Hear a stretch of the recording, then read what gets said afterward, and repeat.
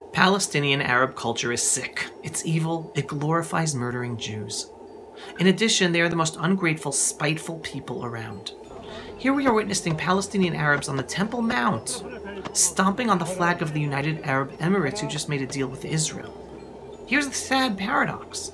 The United Arab Emirates made the deal with Israel based on the condition that Israel not apply sovereignty in our ancestral areas of Judea and Samaria, and yet the Palestinian Arabs, instead of being grateful, are spiteful and hateful of their own Arab brethren of the United Arab Emirates. Even more than that, the UAE is a huge donor to the Palestinian Arabs. Just during the years of 2018 and 2019 alone, the UAE provided more than $364 million in aid to support the Palestinian Arabs, including $50 million to support UNRWA's education program and $2 million to provide fuel for supplying power to hospitals in the Gaza Strip. And just recently, the UAE delivered much-needed medical aid to the Palestinian Authority to help them treat people with coronavirus. But guess what?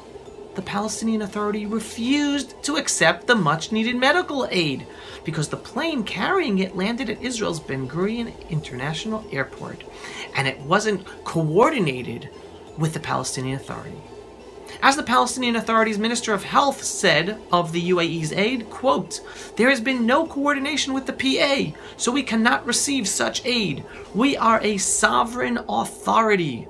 Coordination must be directly made with us," unquote.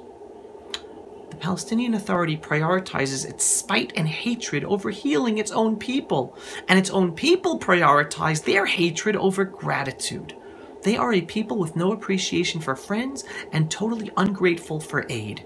That is a sad and sick people. As I always say, this cause called Palestine is not about making life better for the Arab Muslims who live in Judea and Samaria or Gaza.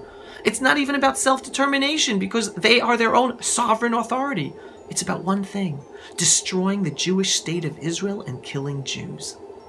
Thankfully, even their own Sunni Muslim Arab brethren across the Middle East are beginning to get sick of their disgusting, self-absorbed, hateful antics.